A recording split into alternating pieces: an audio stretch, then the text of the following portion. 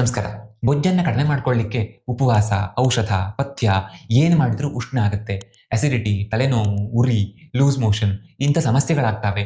ಹಾಗಾಗಿ ಏನು ಮಾಡಬೇಕು ಅನ್ನೋದು ತುಂಬ ಜನರ ಸಮಸ್ಯೆ. ಅದಕ್ಕೆ ಪರಿಹಾರ ಏನಂದ್ರೆ ಪಿತ್ತ, ಕಫ ಮತ್ತೆ ಕೊಬ್ಬು ಅಂದ್ರೆ ಮೇದೋಧಾತುವನ್ನ ಕಡಿಮೆ ಮಾಡುವಂಥ ಔಷಧ ಮತ್ತೆ ಆಹಾರ ಸೇವನೆ ಮಾಡೋದು. ಸಾಮಾನ್ಯವಾಗಿ ಕಹಿ ಮತ್ತೆ ಒಗರು ಟೇಸ್ಟ್ ಇರುವಂಥ ದ್ರವ್ಯಗಳು ಹೆಲ್ಪ್ ಮಾಡ್ತವೆ.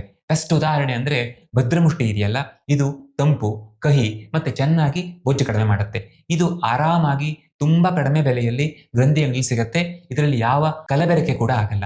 1 ಚಮಚ ಭದ್ರಮುಷ್ಟಿಯ ಪುಡಿಗೆ 4 ಲೋಟ ನೀರು ಹಾಕಿ 1 ಲೋಟಕ್ಕೆ ಬತ್ತಿಸಿ 1 ಚಮಚ ಜೇನುತುಪ್ಪ ಹಾಕಿ ದಿನಕ್ಕೆ ಒಂದ್ಸಲ ಕುಡಿಬೇಕು. ಅಥವಾ 3-4 ಚಮಚ ಈ ಪುಡಿಗೆ 2 ತಂಬಿಗೆ ನೀರು ಹಾಕಿ 1 ತಂಬಿಗೆಗೆ ಬತ್ತಿಸಿ ಆ ನೀರನ್ನೇ ಬಾಯಾರಿಕೆ ಆದಾಗಲೆಲ್ಲ ಕುಡಿತಾ ಇರಬಹುದು. ದೇಹಕ್ಕೆ ತಂಪಾಗುತ್ತೆ, ಬೊಜ್ಜು ಕಡಿಮೆ ಆಗಲಿಕ್ಕೆ ಹೆಲ್ಪ್ ಆಗುತ್ತೆ. ಬೊಜ್ಜಿದೆ ಆದ್ರೆ ನಂದು ಹೀಟ್ ಬಾಡಿ ಅನ್ನುವಂಥವ್ರು ಏನೇನು ಮಾಡಬಹುದು ಅನ್ನೋದನ್ನೆಲ್ಲವನ್ನ ಎಕ್ಸ್ಪ್ಲೇನ್ ಮಾಡಿದ್ದೇನೆ.